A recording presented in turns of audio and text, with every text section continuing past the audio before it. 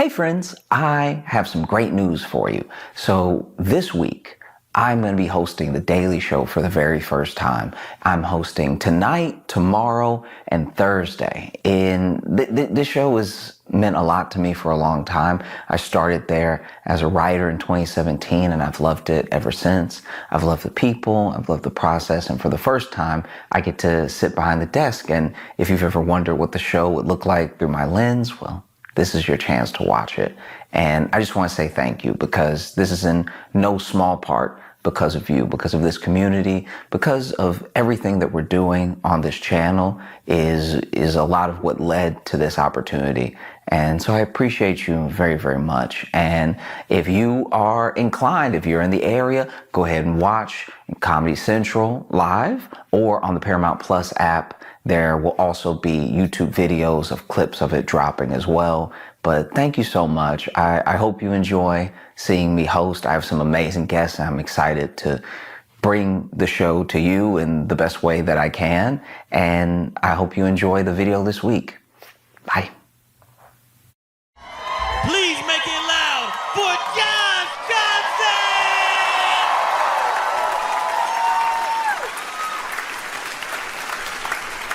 Okay. All right. Look. Okay. So we are in week 2 of they're like kind of being files, but no files. But like there's kind of like we don't know, but he doesn't know, but he knows, but he doesn't remember, but he wasn't there. But even if he was there, it's not what you think. But like it's a lot going on, right? And so with everything that fell out with Trump last week, now you have people being like, release the Epstein files, release the Epstein files, release the Epstein files, right? And in prison is Ghislaine Maxwell. Now, in case you're not familiar with Ghislaine Maxwell, like one of the central people to this case, she trafficked for Jeffrey Epstein, right? And she is still alive somehow, and in prison, okay? Yeah, so she's still alive in prison, right? And she actually got 20 years for her part in this trafficking. And so now with Trump calling Epstein a hoax, there's been a lot of, how do I put this? There's been a lot of unintelligible takes on if he's saying the entire thing is a hoax or just his involvement is a hoax, or no one can really tell. There's not a lot of like centered messaging on what is supposed to be the narrative here. And because of that, now you got Ghislaine and her lawyers from prison being like, oh, well, if it's a hoax,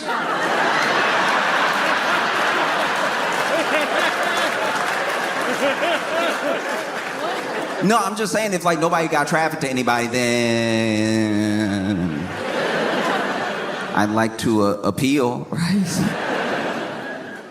And then there's people that are like, the client list, we need the client list, we need the little black book, we need the client list, why won't they release things? And then you even had Democrats saying in the House, like, we want to release the files, and they put it to a vote, and Republicans voted to block that release. And they voted to block that release, they said, because, oh, it was part of another bill and it would have passed a bunch of stuff we don't want to pass. So then a bipartisan group went out and they were like, now we should vote on this, and it's Epstein stuff only, right? So everyone's like, release the files, right? And then Ghislaine is like, I got the files.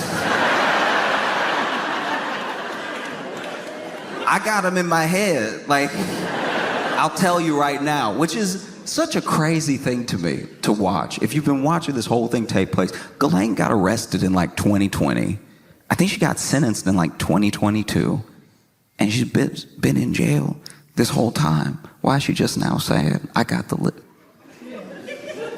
It feels like when your boy who like really thought he was gangster finally goes to jail and gets like the first roach in his sandwich, and he's like, I'll tell anything you need me to know, like anybody, if you have any questions, I will answer follow-up questions, just please get me out of here. I think there's rats in the cheese, please. And so you had Trump really stressing this week, stressing hard, going back and forth with people.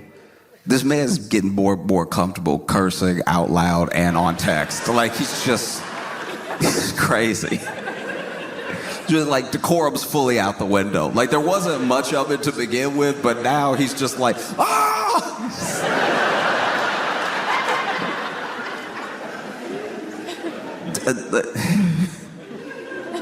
And this is the other thing that trips me up, is that they're throwing everything they can in front of this like Epstein monster, like Pac-Man, right? Let's just throw this while we run away.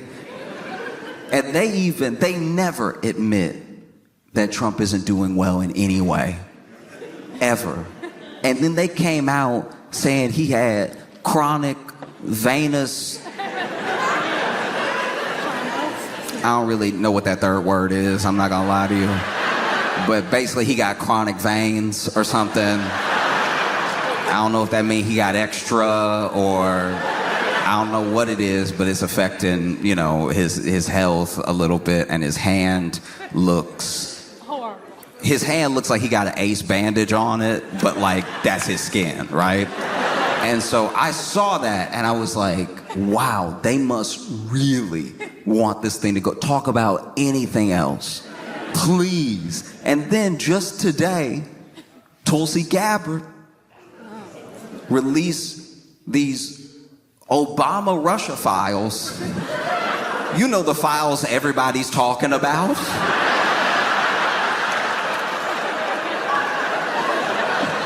You know, the files that just last week were like, when they gonna release those Obama-Russia files? Why can't they get the Obama? What is Obama hiding, all right? We want his Russia files.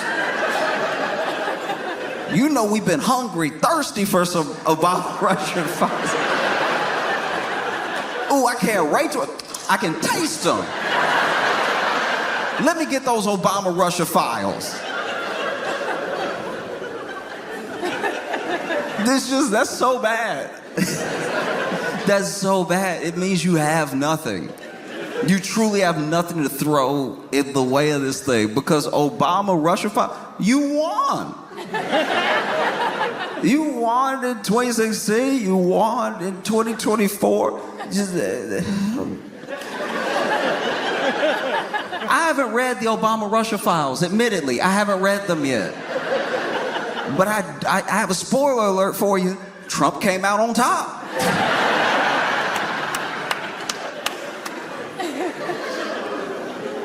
And he over here stressing when he could have just done nothing. Eventually, he's in the White House, he's asked about it, and he's like, look, if Pam Bondi finds anything credible, she can release it. That's all he had to say the whole time. He could have avoided this entire thing if he had just said that, look, if the AG finds something credible, she can release it. And then people really don't have much to say, because it's like, that's what they want. He says you're gonna get it. I don't know if that's true, but like, that's all you have to do. Keep your calm, play it cool. Instead, he was like, why would you,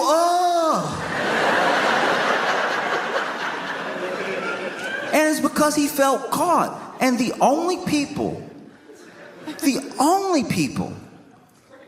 who within this week have been as caught as Trump and reacted as badly was that couple at the Coldplay concert.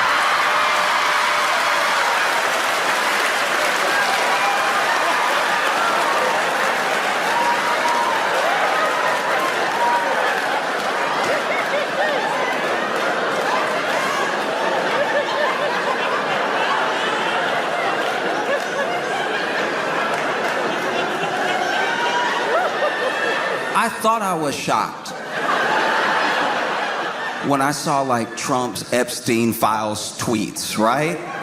This thing, the clip is about 14 seconds. I've been watching it for 20 hours.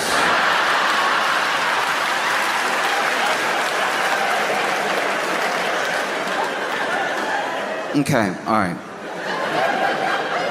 In case you haven't seen this,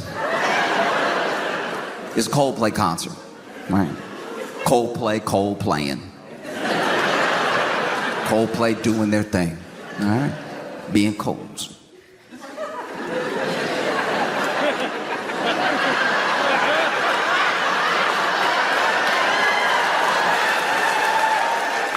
Coldplaying particularly hard that night. And they did this thing that's becoming more popular at big concerts, because Coldplay doing like a stadium. And there's a thing that you can do at a public event, like an entertainment event, whether it's sports, whether it's music, whatever, where you can put out a cam into the audience. And I don't know how to describe it, but when you do that, it does make the entire thing, as big as it is, feel more intimate. Because now you're over here enjoying Coldplay, and you see the other people there enjoying Coldplay, and they're just like you. And they're just as excited to be on the screen as you would be to be on the screen. And they're having such a good time, you know? And so you're like, this is amazing. We're all here together enjoying this thing. I genuinely like those cams because it reminds us that we're all doing the same thing, having a good time, you know? And if we're all doing the same thing, having a good time, maybe we're more alike than we think. If we're more alike than we think, then maybe when we leave the basketball game, when we leave the show, whatever, we have less reason to argue. We have less reason to look at each other as like just completely different entities. It's like, you're just like me. You like Coldplay.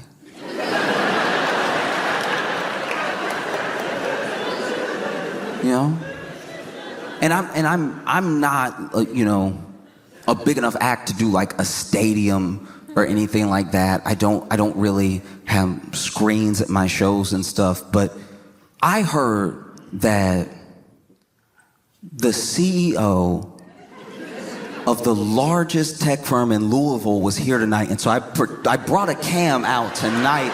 If you want to.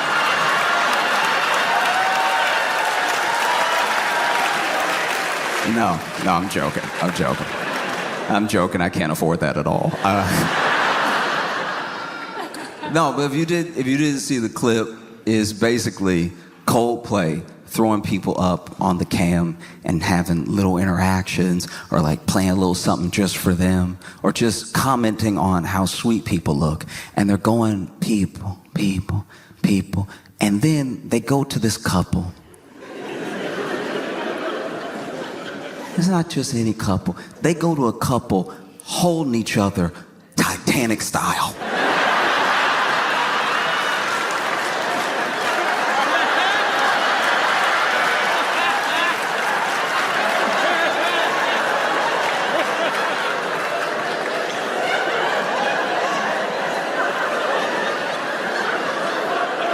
And to be fair to her, she didn't have the arms out like Rose. She was holding his arms.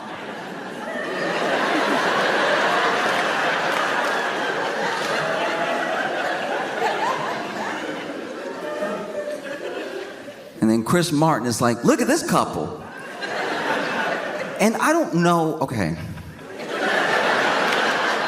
This is where I wish I knew more about like technology and the brain and stuff like that. Because the same way that there is latency on the internet, and there's a delay on a call where sometimes you can hear yourself in someone else's side of the phone call, and you can hear how you spoke, but there's a delay. It's like a second later you hear your own voice, what you just said as you're speaking. So it takes a second. And I don't know, because I've never been in a situation where I've been on a big camera like that, the amount of time it takes your brain to register that that's you that you looking at. Because they're over here, Titanic style.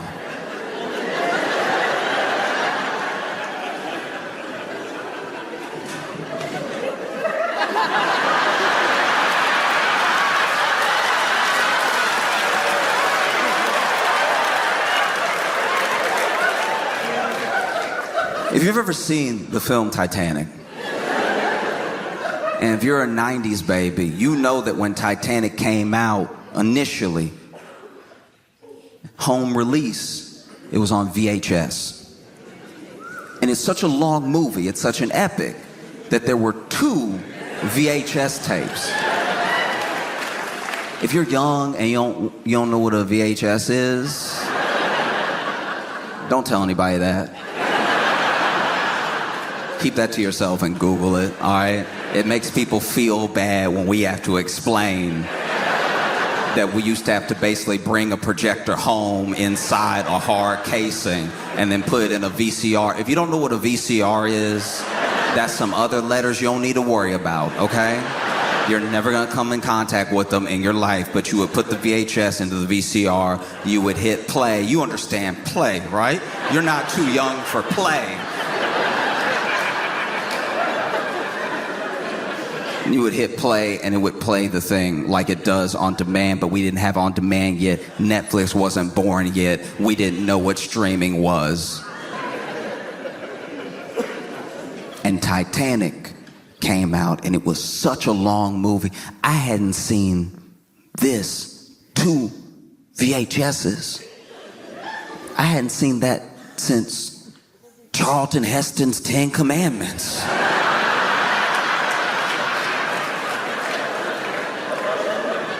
If you're too young to know what Charlton Heston's 10 Commandments are, it is also a film, but that film is almost as old as the people the film is about, all right? That movie is about Moses, who probably had a VCR, really. Like when you think about how long ago Moses was and when we used VCRs.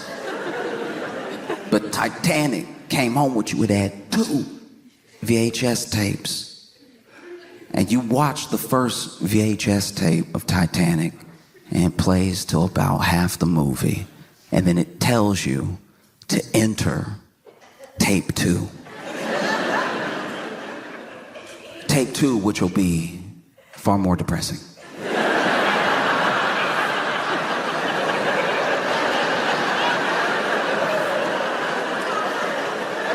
If you were like me and you shopped at a lot of like thrift stores, sometimes when you go to a thrift store, you don't get to get the thing the way it was intended when it was sold. You might go to a thrift store and buy Titanic and think you got all the Titanic in one VHS tape.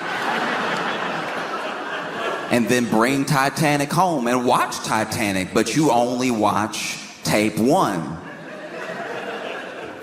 And so you don't even know that there's a tape 2 until the end of the VHS where it says insert tape 2, and you don't have it. So you're like, all right, I'm just gonna have to settle with what I got, which was a very sweet story about 2 people who met on an epic adventure. I think I'm willing to leave it there. And it's not until years later you find out the horror that is Titanic Part 2. Part 2 where everything going awry.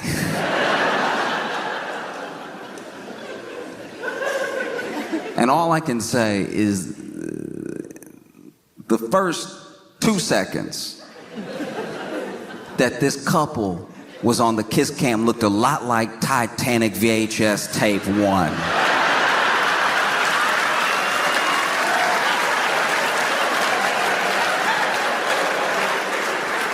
And then when they realize that they are the camera, it looks a whole like Titanic VHS tape 2. Honestly, they look like they on the Titanic. When about tape 2 takes place. And so you see them.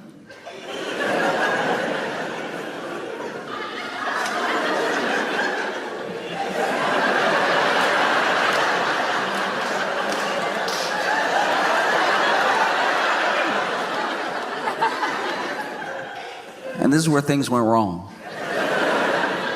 Because rather than just playing it cool than just, chilling. The woman immediately covers her face and whips around.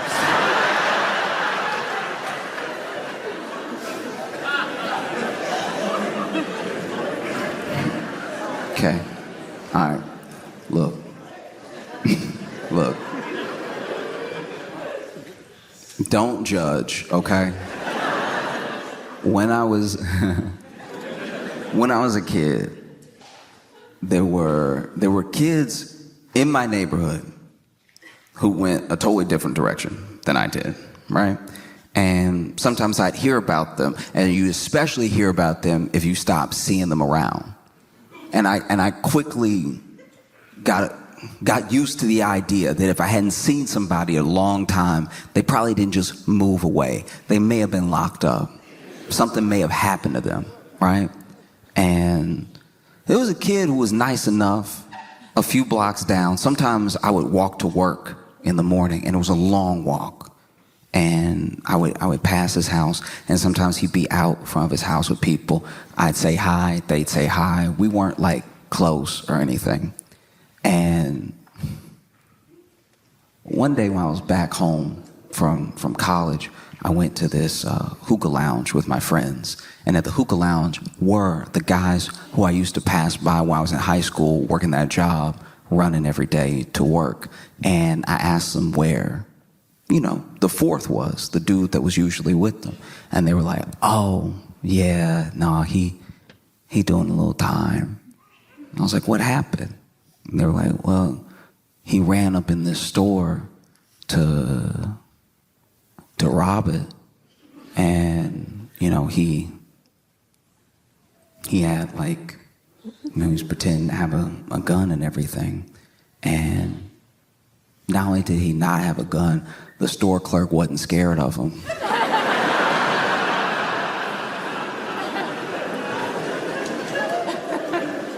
And so he's over here doing one of these.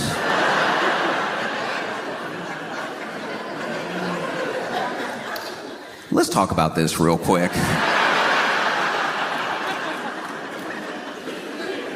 Because I've known people who have had people run up on them and they didn't see the gun, but they were sure they had a gun because of the way they moved with it, right? A little bit of weight to it. Maybe it was tucked. Maybe it was in the pocket. But there was just a slight motion that they had. There was just a way that they were behaving where if they didn't have a gun, this is some great acting. But this man, he ran up into the store. Give me everything. Do it now. I'm not messing around. I would hate for this to go off. And so the store clerk kept his cool, and he was like, no. He's like, what do you mean? I am armed. Ready to kill.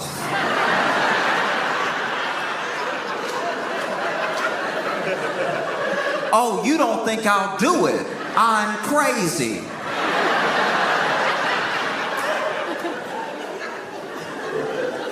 And the store clerk, apparently, according to their story, told me, I don't think you'll do anything because... And he points up, and he looked up at the corner, and he was on camera without a mask. And so apparently he went,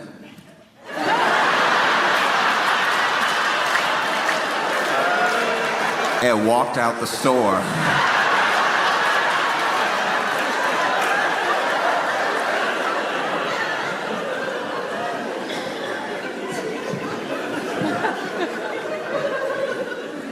I understand the immediate reaction to want to cover your face when you realize you're on camera. But don't do it with your fake gun hand.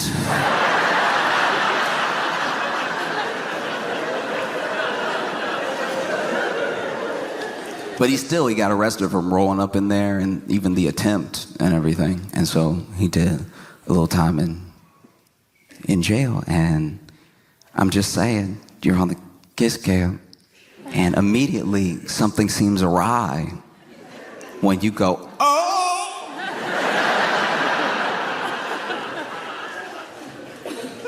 And that by itself wouldn't have actually been that bad.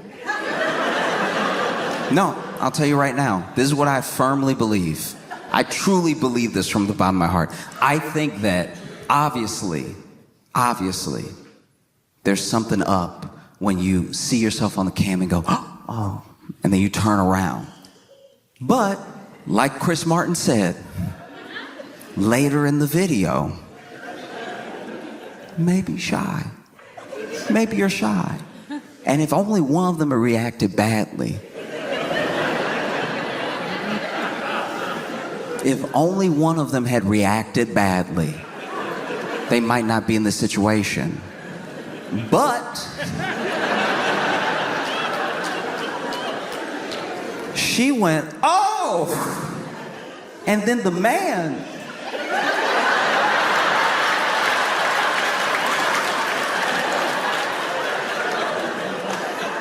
just starts to sink.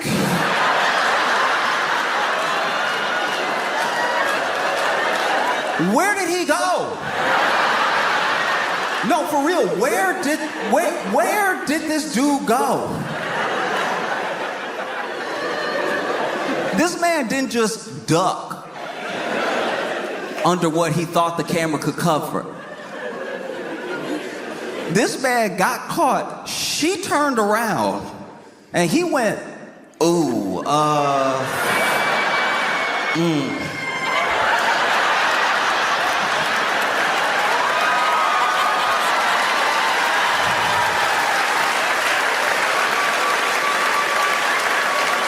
But like, where did he go?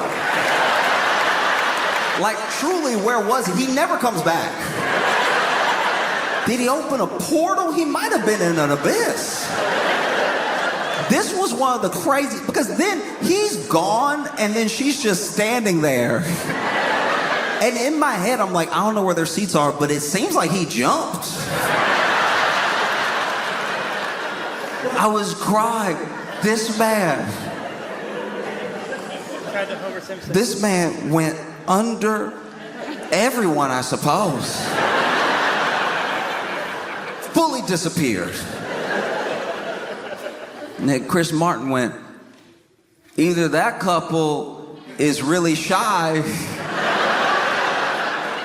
or they're having an affair.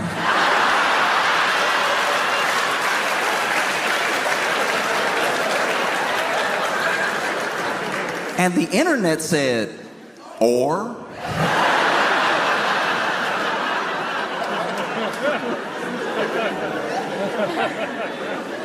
No, that's an affair, dog.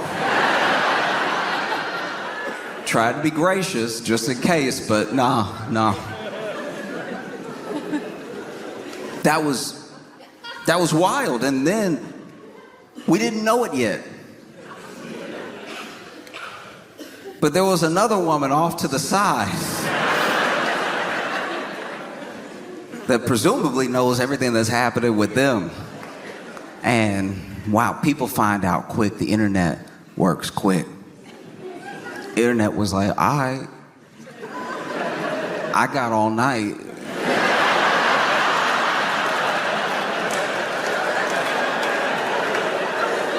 I'm not at the Coldplay concert.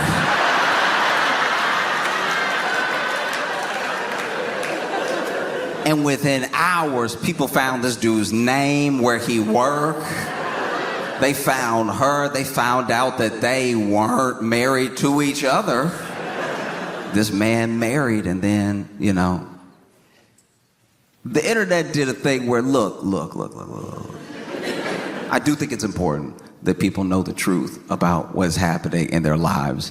And I can only hope, like genuinely hope, that the people that reached out to that dude's wife did it with at least some tact.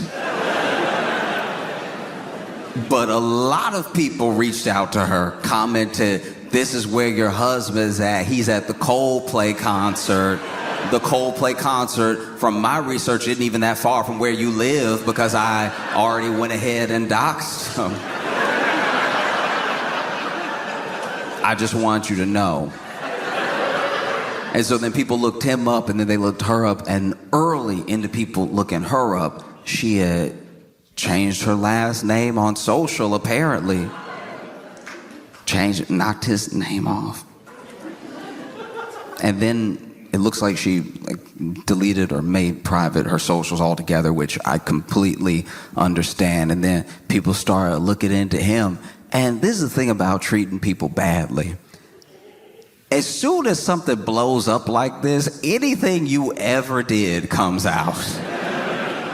This dude cheating on his wife, and then other people were giving their little testimonies. "Oh, I worked with him. He's actually terrible. He makes toxic work environments. He's incredibly abusive to his employees," saying all this stuff, right? And I don't know if these people actually work with him or not. It's so hard to tell what about this is real versus like people just trying to get in versus people trying to be part of it and stuff.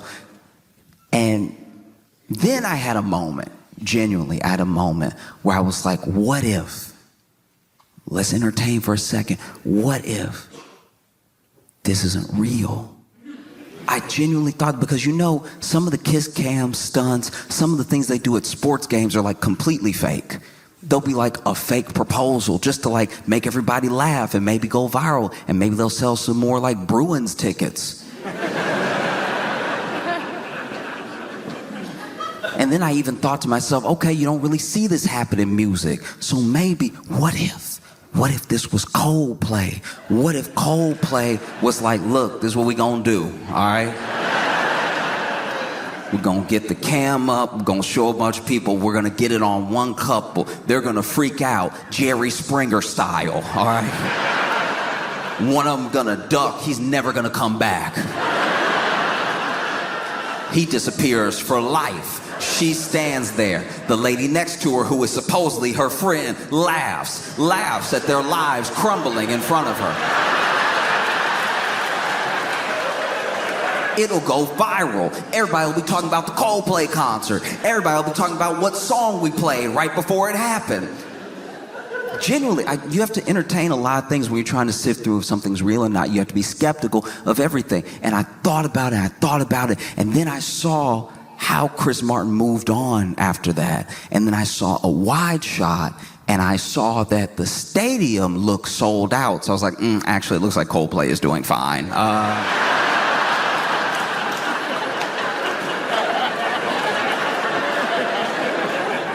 That theory is in the dirt. This looks very real. And then I thought about the company. Andy, his name is Andy.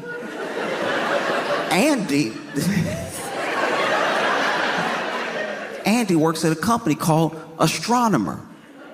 I had never heard of Astronomer. I don't think anybody was talking about Astronomer 2 days ago. So then for a second I was like, what if? Astronomer, a tech company, hire Coldplay to do a stadium show. Coldplay does the stadium show. They have all their fans there. The fans don't know that Coldplay's getting a little bit of money on the side for what's about to happen. And then they throw the camera on the CEO.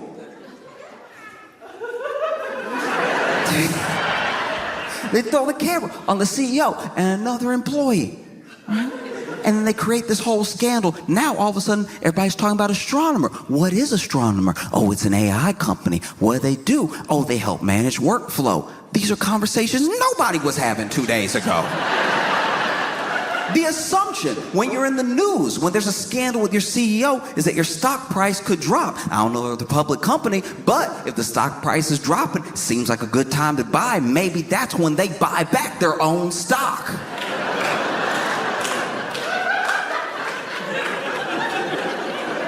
And then as soon as I was sitting in my room thinking all this, I was like, I think I've been too deep in this Epstein thing. Like, I think that, like, maybe I have a problem, and I just, like, it's, like, really changing how my brain works. And then there's the fallout of, like, this dude, not only is he caught cheating in front of thousands of people, in front of the internet, but also we find out he's a CEO. We're not gonna find much grace there. People aren't really fans of CEOs right now. And then on top of being a CEO, he's a billionaire.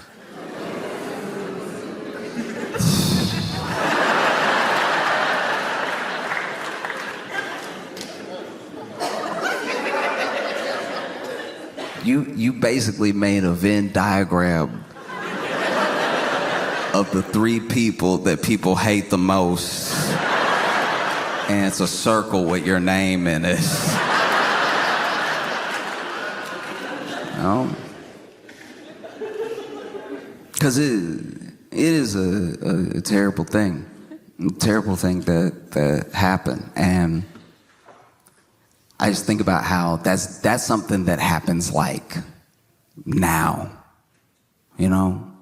Our grandparents, our great-great-parents would have never got caught. No, people's grandparents had whole extra families. And as long as you were willing to be a gentleman about it and really take care of both families, they never met. You know, you went on your family vacation with one family beginning of the summer, family vacation with a second family at the end of the summer, because there used to just be more affordability in the US.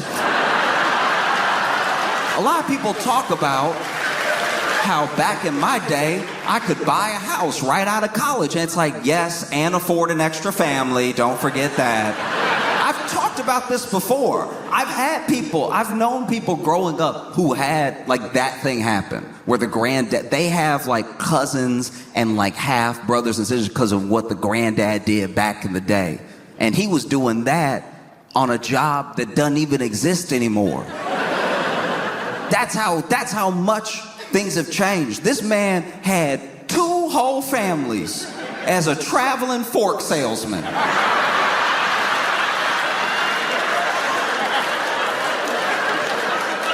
This man would just go up to people's doors and be like, look,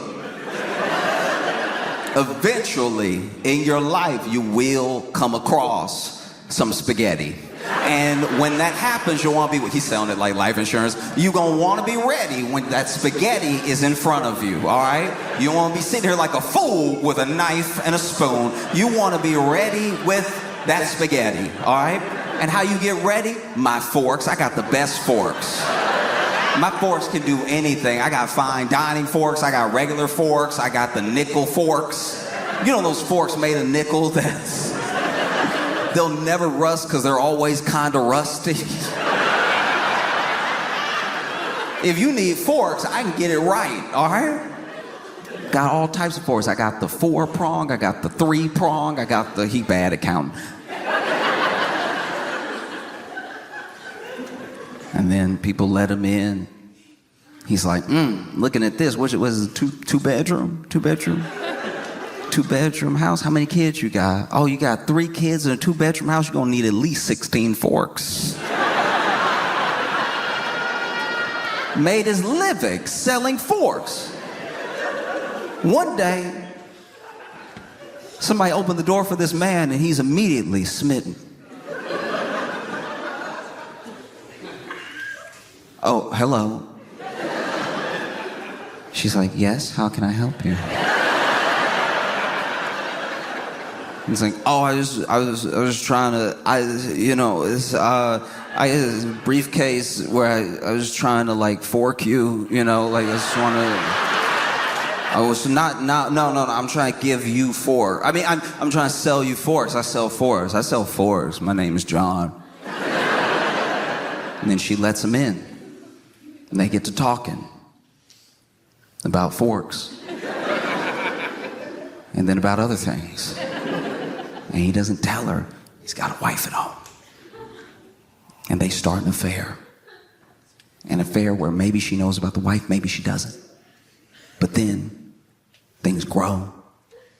They feel like they're in love. They're like, let's get married. He marries her. Now he's got 2 fork families to support. Now he's got to sell forks harder than ever. He's got to go to as many doors as possible because the kids need braces. All of them.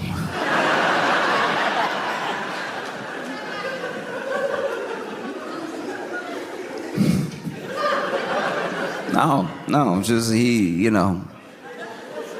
sells as many forks as he can, and then one day, one fateful day, sadly, a Sears opens.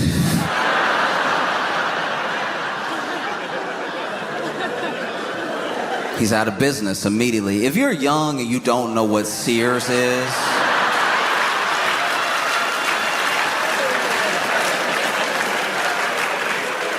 it was like a department/everything store where basically it was like Amazon, but you had to go.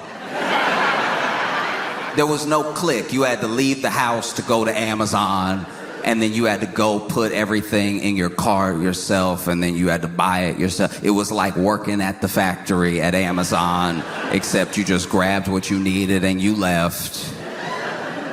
But then one day Sears opens, he realizes he's ruined.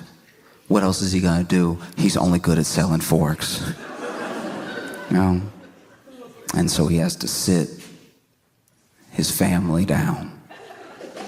Be like, look, I'll be right back, I'm going to get cigarettes.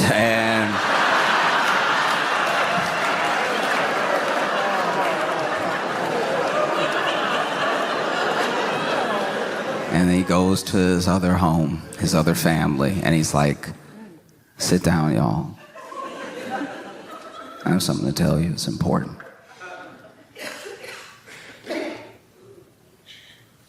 I have to go get cigarettes.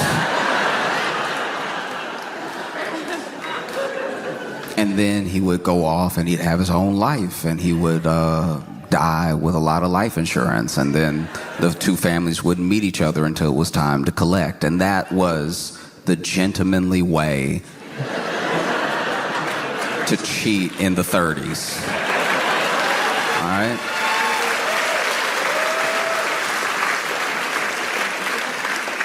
Because a CEO of a company dating, openly cheating with, I didn't know this was a real title, with the CPO, which CPO, I found out today, stands for Chief People Officer, which sounds like the most made-up job I've ever heard in my entire life. That job sounds very fake. Chief People Officer sounds like what you say at Thanksgiving when you go home unemployed, knowing that your brother is a doctor and your sister's a lawyer. I'm the Chief People Officer. Oh, and I'm Master of Business. That is crazy. I know it's a real job, I know it's a real title and everything, but just, you could have named it something else.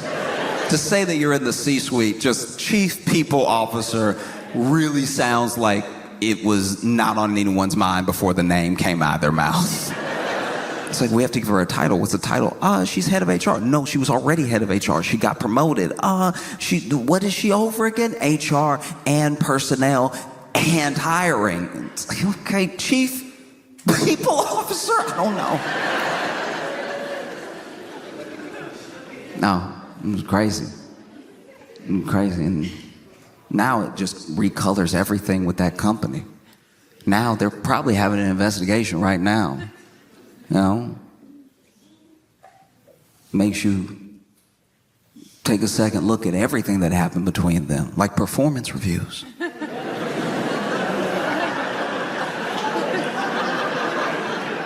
Apparently, in one of the performance reviews, the CEO said that the CPO, this is what I read, this might not be right, because everybody talking.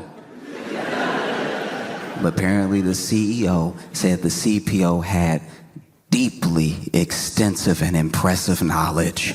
And that's nasty. I know what he's trying to say. No. That is inappropriate, if anything. I hope they take you down just for that. That's unacceptable. You know?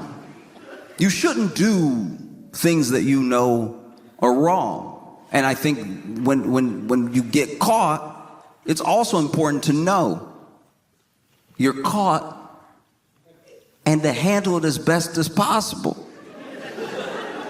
And I think that as far as that kiss cam couple goes,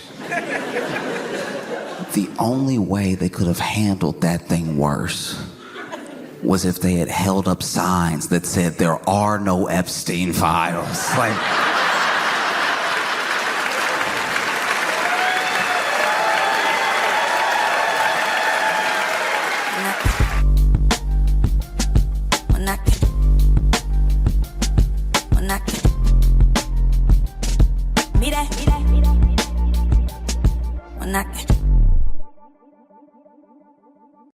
Did everybody get their Spotify Wrapped? Yeah, okay. I think Apple Music does it too now. This is my thing. I feel like those Wraps are the closest things apps have to doing an intervention. Because the app will come to you at the end of the year and be like, hey, I'm not judging. There's no judgment here. I'm just saying I looked at the data. It's not even my opinion. This is just hardline facts. I looked at the data, and you've been listening to a lot of Imagine Dragons. Is everything okay? Are you all right? I'm just checking. No. You were in the top 0.05% of Drake listeners. Is there therapy that we can schedule? No. You've listened to the song Stand by Eminem 672,000 times. I don't even know how you pulled that off, because that's more minutes than there are in the year. Playing the song that many times, but you did it. I will tell you though, we did have to alert Eminem and let him know that somebody want to stab him, I guess. I don't know.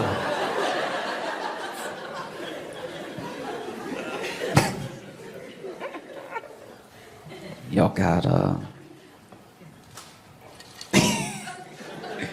y'all got George Santos today.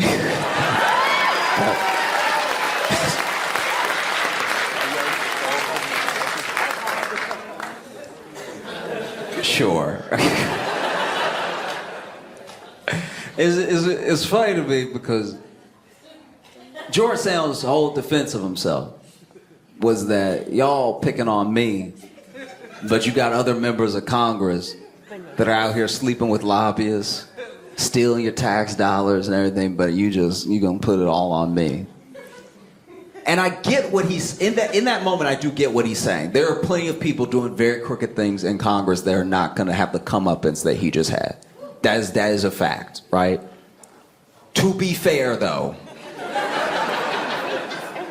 George Santos is the type of person that you do the heist with, and y'all pull it off, and the next day he show up in a fur coat.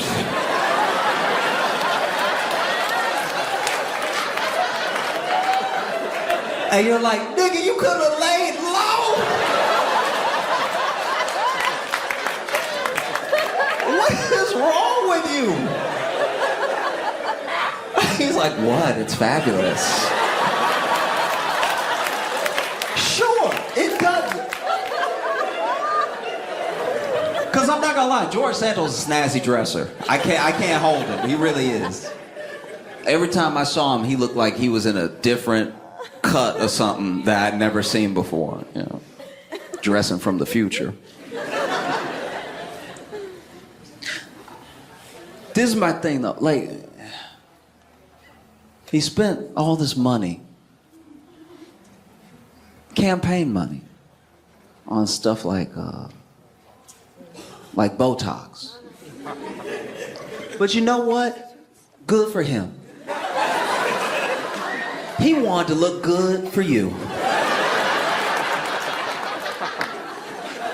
You know who doesn't spend money on Botox?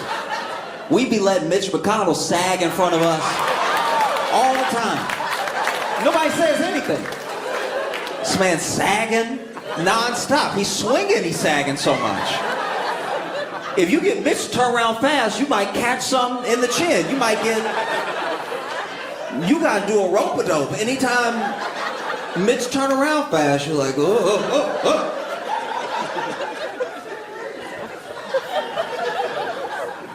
But George was like, no, I'm not gonna steal from you and be looking raggedy. That's not the type of person that I am.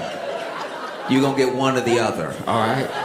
I can either show up looking dusty, you can keep all your little money, or you can get to see this.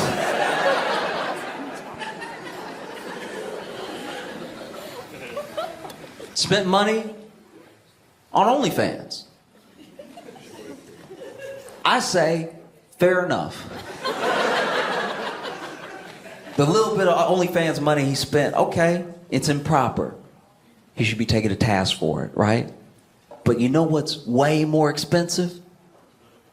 Using tax dollars to fund a whole mistress. You know what I mean? You gotta get her an apartment. You gotta fly her where you're gonna be. You gotta pay for her real boyfriend to go to school. Like, it's a lot of expenses. Spent money on Hermes. I didn't even know what Hermes was. Luxury bags. Hermes. Are they men's? Hermes. It's pronounced Hermes. Oh, this is what happens with poor people try to pronounce.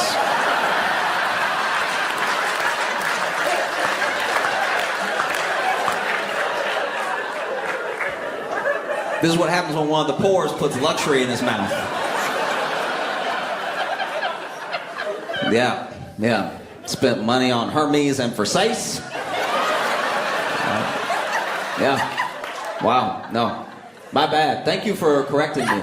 Imagine if I had gone around the country saying Hermes over and over again. I guess I still don't know what a Hermes bag is. Fair enough.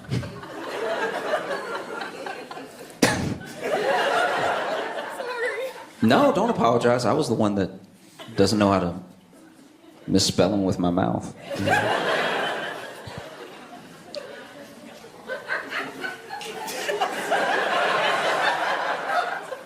That last laugh felt like you were laughing at me being poor. I'm not gonna lie, I didn't care for that one. That was it. You know, like you'll be a little self-deprecating and then somebody will be like, ha! It's like, wow, okay. Tell me how you really feel. Yeah.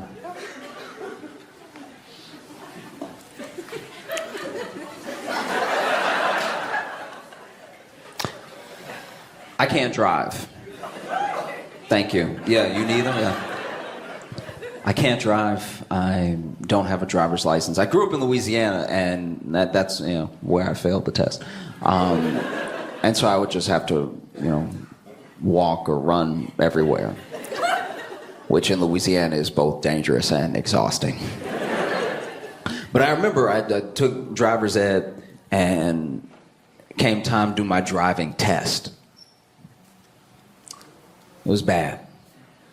I don't know what it was. I panicked because I was in one of those driving test cars, So it had the brakes on his side, the brakes on my side, but just the wheel on my side, right? And I drove decently at the start. I'm good at rights.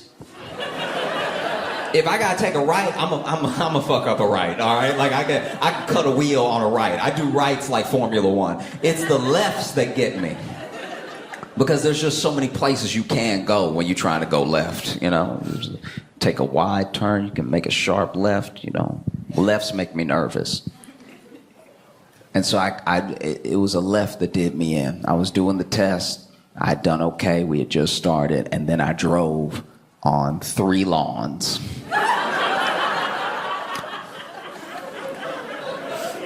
I had to take a left. And so then I took the left, and I guess I was not cutting the wheel tight enough. And so then before I knew it, I was on the lawn, right? Now, the first lawn was because I wanted to make sure I was avoiding the car that was oncoming, right? Like, let me go ahead and get out the way. The second lawn was because I wasn't sure if I had the room to merge back into the road. By the time I was on the third lawn, I did forget I was on lawns. I was just kind of like, well, he knows I'm doing my best. And it wasn't until he said, "Get off the lawn, son," that I was like, you're right. Let me go ahead and merge back into the regular street. And then I did pretty well. I did pretty well after that for a little while. But then, once again, it was time to take a left. And the light, to me, the light was green, and then it was yellow, and then it was red, and it was the fastest yellow I've ever seen in my life. It was like the green was here, and we were good. And then as I started to turn, the yellow was like it just became a red. And so then I didn't want to run the light, so I did stop in the middle of the intersection. Because in my mind, I was like, there won't be an accident if I just stop and let people go around, right? So I'm just waving people around. And so then everybody going around me, and he finally turned to me after a couple cars passed, and he was like, "What are you trying to do?"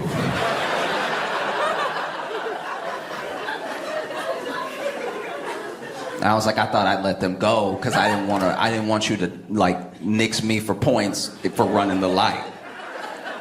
And then he was like, "You ran the light immediately. You were running the light when you got here." And I was like, "That was a fast yellow though." And he's like, It wasn't at all.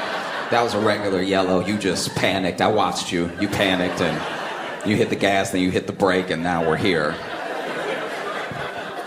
And so I had to take a couple more lefts, so I knew I wasn't going to pass. It was getting bad, right? And so then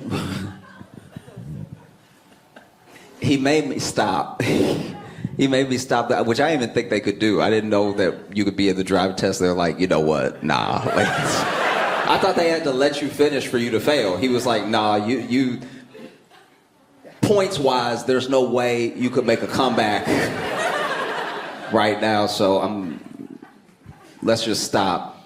I'm gonna drive you back." So he wanted me to stop the car and for us to switch, but he offered me something very sweet. This was very nice. He said to me, he was like, "Look, I know you thought you were gonna get your license today. I also know that your mom brought you. So I tell you what, I'm gonna drive us back, and about a block away, we can switch back, and I'll let you drive up, and you can tell her it didn't work out this time, but you'll be back, right?" And I was like, "That's very nice."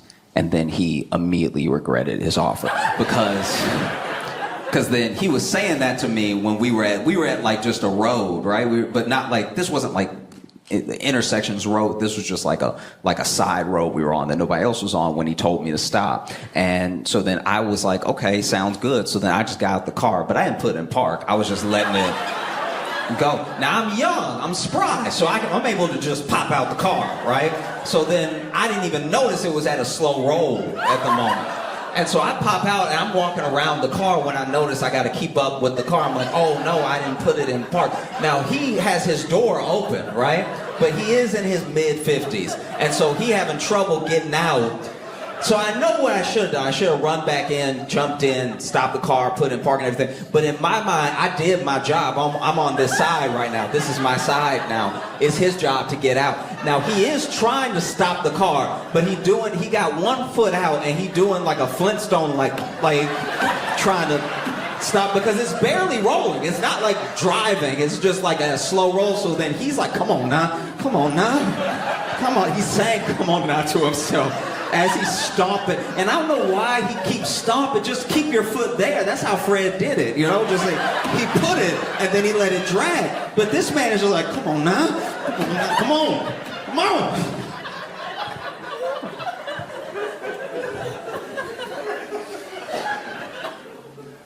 So I didn't get my license. I still take the train everywhere.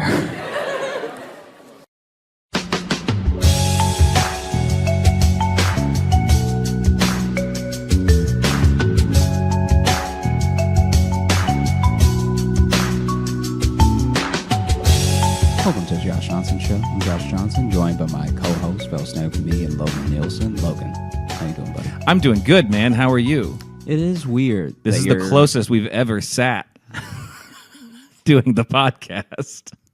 Yeah. Yeah, it's weird that you're here because now, at least at the hurtful. Well, at the other place, I could turn to you. Like any other time we've been together before this, I could turn to you, look at you, whatever. And this one, it feels odd to look at you because you're too...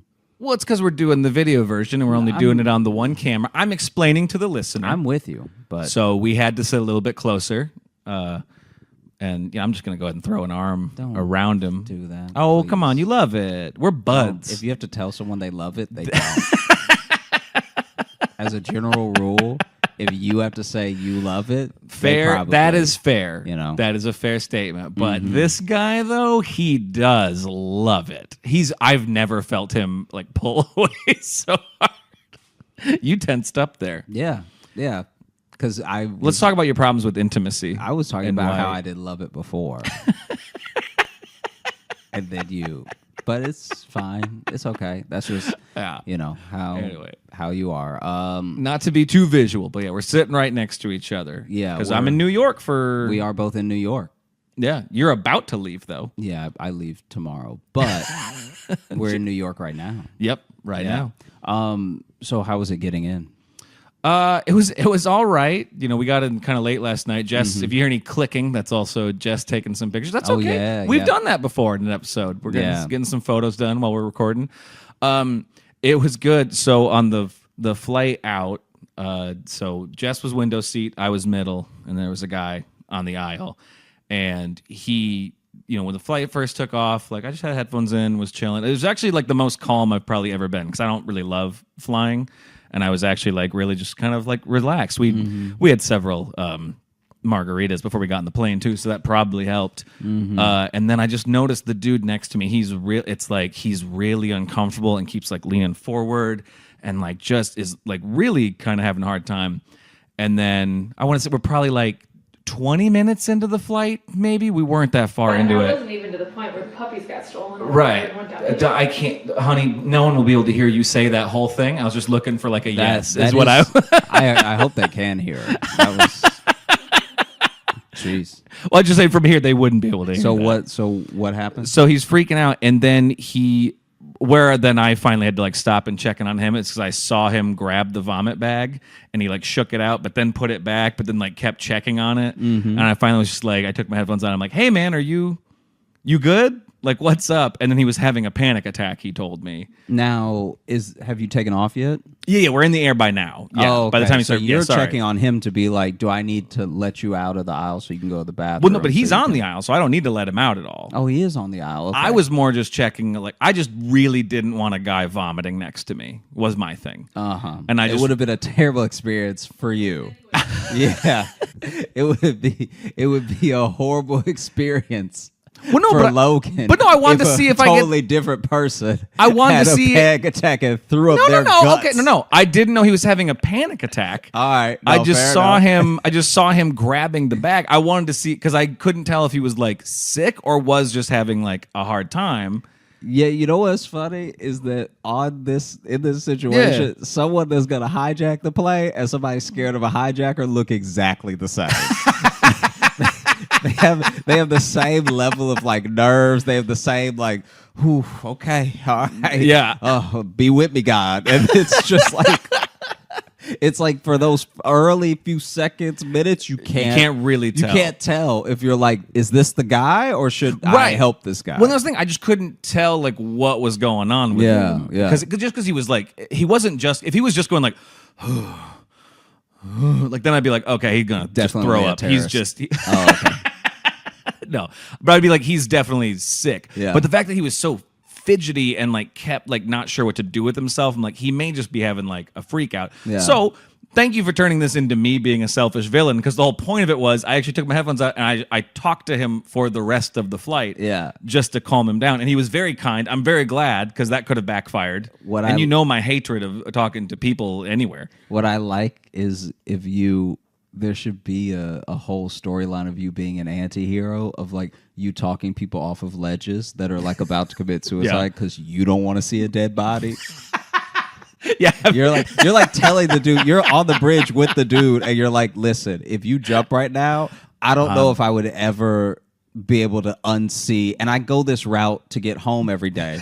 So you would be ruining my commute for the rest of my life. You're gonna fuck up this whole block for me. Yeah. And I don't need that. I live nearby. Do you really want me to have to go around? Don't do this to me. Yeah. Don't do this to me, sir. And I don't care about your family. I do not care about your family. I need to make that very clear. Yeah. Don't do this to me. And then he's like, you know what? You're right.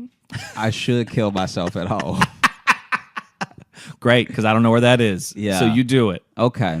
So then this is you helping this person. Yeah. Okay. I didn't expect it to be me become the villain so quickly in the story, but yeah, it was me. No, I was saying it would be funny. No, I know. But no, it was me. Then I just talked to him the whole time, and which helped him calm down. He was very grateful, and he was a very nice guy. Yeah. Nice talking to me. He lives in New York. But yeah, he was just having a panic attack. And so we talked about it, because I've had panic attacks. So I'm like, listen, I get it. Yeah. And so we just talked for the rest of the flight, and then that was it. And then when we got into our Uber, I always like talking to Uber drivers, particularly in New York. I like New York Uber drivers, but by that point, I'd spoke on a whole flight, so I was silent. Yeah, you're pretty spent. I have so much I don't know, small talk in me. I feel like I don't want to overshoot it, but I could easily say that maybe 1/10 of the stories that are told to me that I tell on the podcast are Uber drivers. Oh, absolutely. Because you even saw in DC, when we were in DC, I just asked them, I'm like, what's the longest ride you ever had? What's the craziest ride you've ever had? Blah, blah, blah. And sometimes they give you nothing. Yeah, sometimes they're like, hey, drunk people drunk. Yeah. And you're like, oh, all right, there's not a lot to pull from there. Or some give you the vibe of just like, oh, they want to just do their job and just get you out of the car. Yeah, but every once in a while, somebody's thirsty to tell you. Oh, yeah. Okay. We had one of the guys in DC was just like, he wasn't going off of like. Which one was that? The guy who was talking about like comedy and stuff like that. And oh, yeah. His eyes. Oh, yeah. What happened with that? So our Uber driver in DC, or maybe we were in Arlington for this one. I mean, they're right next to each other. And he was telling us, this is so funny. He was like, I got the new iPhone, but they were trying to upsell me.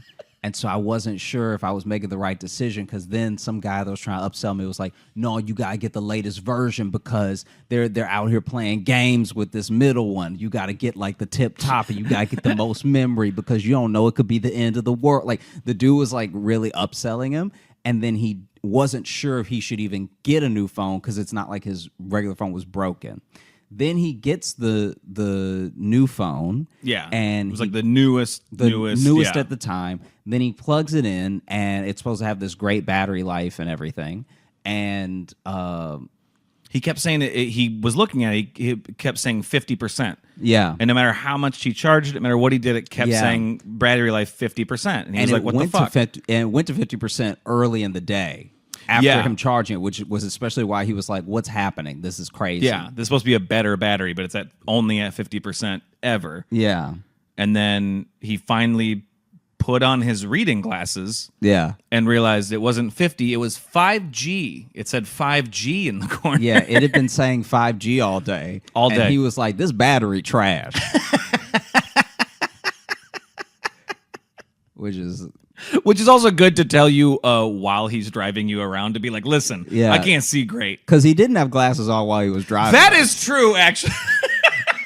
Now So that you then- say that, he was not wearing glasses. Because he told us at the end of the trip, he told us all this. So at the very end of the trip, he's telling us this story. So outside of that, we're just chatting about comedy, stuff like that. This is the last story he tells us before we get out. And as I'm getting out of the car, I look at his face and I'm like, this man doesn't have glasses on. I didn't think of that until this second, till you just said that. I couldn't that he stop thinking about that. I thought about that. I thought that's also, I don't know. I thought that was also on your mind. I was like, this man's been driving us around blind.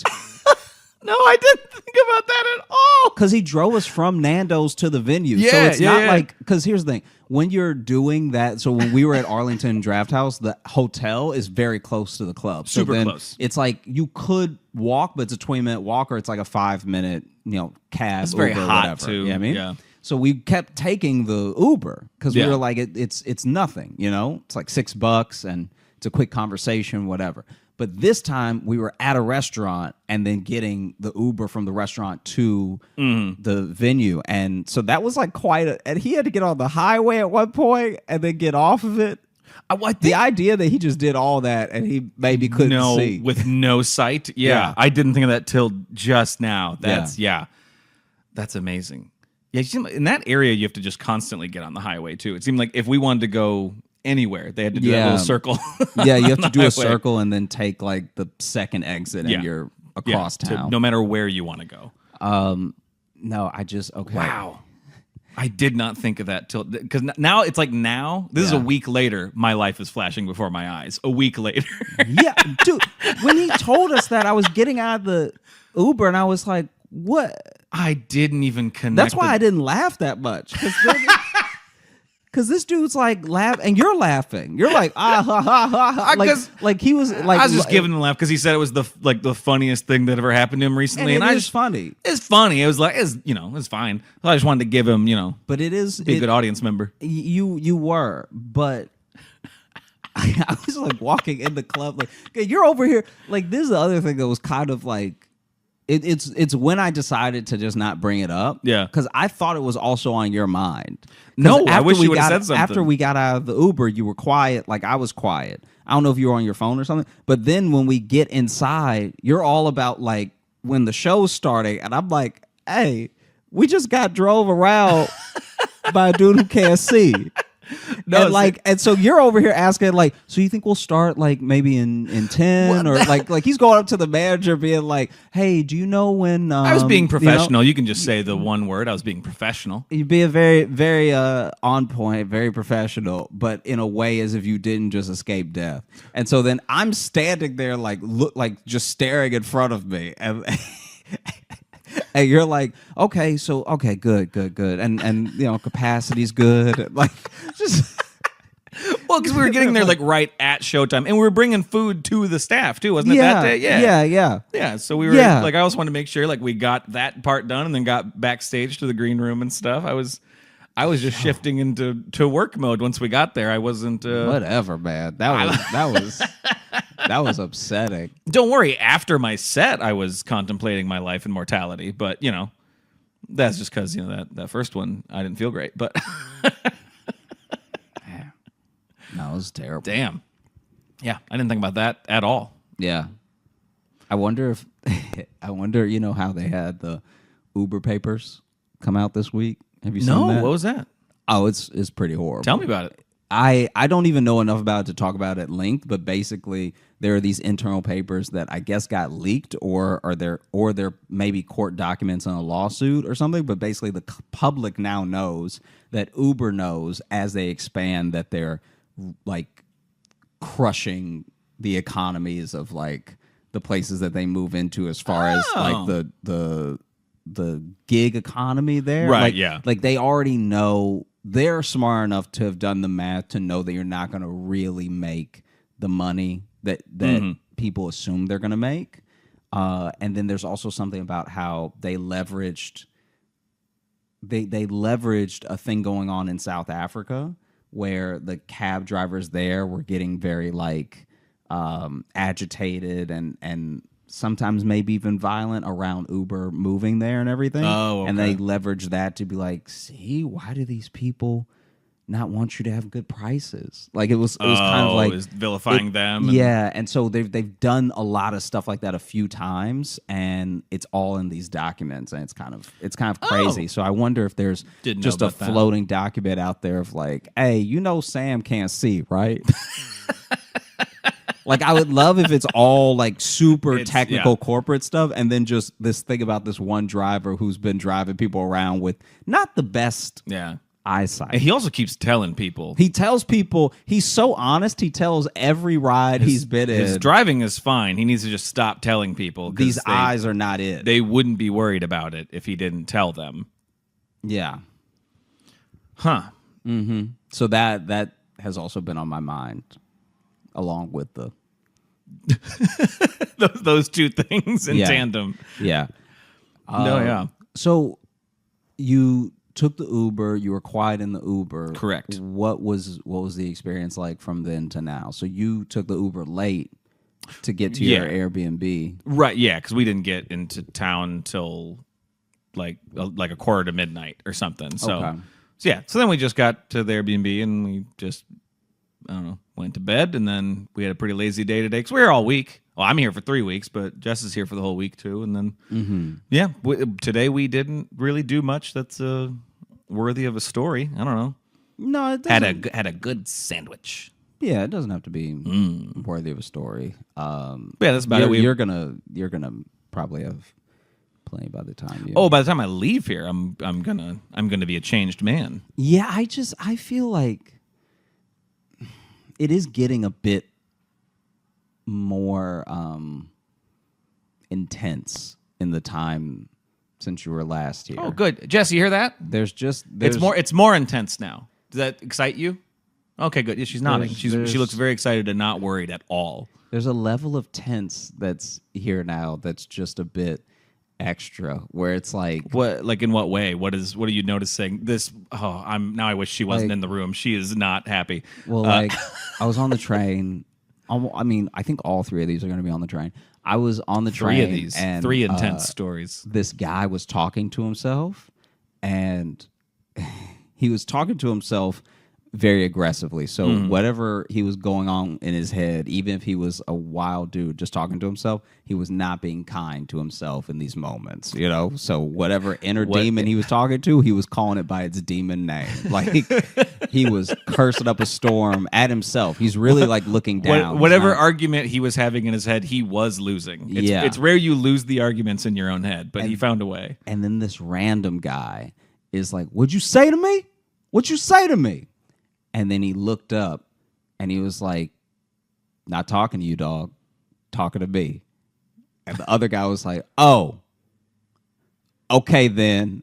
And then they both carried on being very angry and quiet. Now and it's like that is actually, though, that's a beautiful story in my mind. There's a moment where it's not beautiful, where you think they're definitely about to bite each other. Oh no, for sure. It was so for no reason, because it's not like the guy was being like hella loud, right? So that other guy had to be loud to get his attention, to be like, "What are you? Who are you talking to?" And the guy was like, "I'm talking to myself." Right. And the thing that I appreciate most about that thing is that initially I thought this dude was like out of his mind, right? You know what I mean? And then it's nice when someone is out of their mind, and then they snap. What's up? Hold on. No, the camera went out of focus because I moved. It freaked out. I had to get my phone, and it freaked. It's speaking of glasses, there we go. Look good. All right. It's nice when someone is like out of their mind and they actually snap into it for a second. Yeah, especially there, he snapped into it to alleviate a potential conflict. That's rare. Yeah. That's super rare. I feel like before, he would have just talked to himself and no one would have said anything. I feel like that other guy clearly wanted a fight. So the other guy is the new tension. That's what I'm saying. Yeah. Just not letting him be and do his thing. Yeah. Yeah. And then also, this is maybe when I came back from Arlington, there was a guy who had a bag of sodas, right? But not like a bag full of cans of soda. I'm talking about he had a genuine bag full of liquid. Full of loose soda. Full of loose soda. So he had a bag of soda that was like clearly a bunch of sodas. Right. Because it wasn't dark brown enough to be just Coke, but it was light brown. And it was like, okay, this looks like it could be. I mean, maybe it was RC. Who knows? I was going to say RC or maybe a Lipton iced tea. But it seems like a bunch of sodas. A bunch of something you don't want him spilling in right this now. clear bag. Yeah. And the bag, I don't know how this man did it, but the bag is tight. The bag is like... So you say a clear bag is like a clear shopping bag? Or a clear shopping bag. like tied up in a knot up top? Full of soda. Like... where you can see the bubbles. So it's definitely carbonated. It's definitely carbonated because you can see the bubbles. He's just got like a bag of soda. I feel like I've told you about something like this happening before because I know one time I was around this dude whose soda spilled in his bag and then it was like full of soda. But this is that one I remember. But this is pre-spilled in the bag. This is intentionally poured in the bag. No, this is intentionally all in the bag. There's nothing in this bag but soda, and especially in a shopping bag too, and then like tied up like a bindle sack. Yeah, in a knot to hop the rails. Yeah, in a knot. There's just this huge bag. That's wonderful. Of soda, and basically, he's not like being careless with it. I need to point that out. It's not like this dude This is precious cargo. Yeah, it's not like this dude is trying to be reckless and dangerous with this bag, right? Not threatening anybody with the bag, anything, but. He's walking up and down the train car. And so everyone that's on the train car for more than a couple stops is noticing that this is a bag of soda. It's hard to not notice, I would gather. Yeah. Yeah. And we all just get tennis ball eyes. You know, like in a Wimbledon match where you see the heads go, like we're all just watching the bag go back and forth because everyone is perplexed where it's like, okay, so is this bag about to pop or spill or whatever, right? Yeah. And then after that is then just why. Why and how. We're all I'm gonna have to clear the music that drives by every now and then. Hopefully we don't get a copyright strike because of the random vehicles driving by. I think it needs to be more than 3 seconds to be a copyright issue. It does, I think we're safe. Unless somebody just parks, decides to yell up, and you hear nothing but the new Pusha T album. And then I just we'll yell out then and be like, "Can you guys put on something royalty free, please? Thank you. Just some jazz, please. Some jazz, some itsy bitsy spider. Some that's not gonna help us. Happy birthday over and over again. Maybe that only became public domain a few years ago. So there's this bag. Sure. And in the bag is like swashing. So it's not like it's tight to the point where there's no movement of the liquid. That would be very impressive. It would be. If it was airtight in a bag like that. If it was just a bubble with handles, that'd be fire. That'd be amazing. Yeah. It's almost that, but there's just enough room for a little bit of swashing. He has not perfected it yet. And so he's going back and forth, back and forth, back and forth, and we're just wondering whose day is going to be ruined. Because when this bag goes, it's gonna take a couple people with it. This is an unfortunate game show. It's getting to the point where as he's pacing back and forth, and it looked like, I don't know if this is going to make sense, but he looks like someone who would have a bag of soda.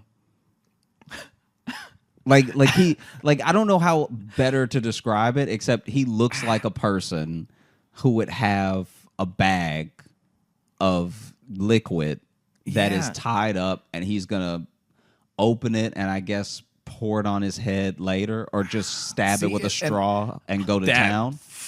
Boy, that would be the best if he if he just pulled out and then drank the whole bag. Yeah, Would be amazing. But no, people do that with they don't stab it, but sometimes you can catch somebody with like a box wine, which is basically just a bag of wine. Just those little ones. Yeah, just yeah. himself, Oh, for sure. know? Yeah, no, that makes sense. It's meant for that. You can do that, but not your homemade soda Capri Sun that you've made. But he's like, I'm trying to imagine what he looks like, and I have an idea, but I have a feeling if I saw him, I'd be like, okay. Also, should point out, there was a point where when I saw him with the bag, I obviously saw the carbonation, the bubbles, everything, but there was a split second where I was like, that man is, like, I thought there was a bag of pee, and I thought that he was very sick.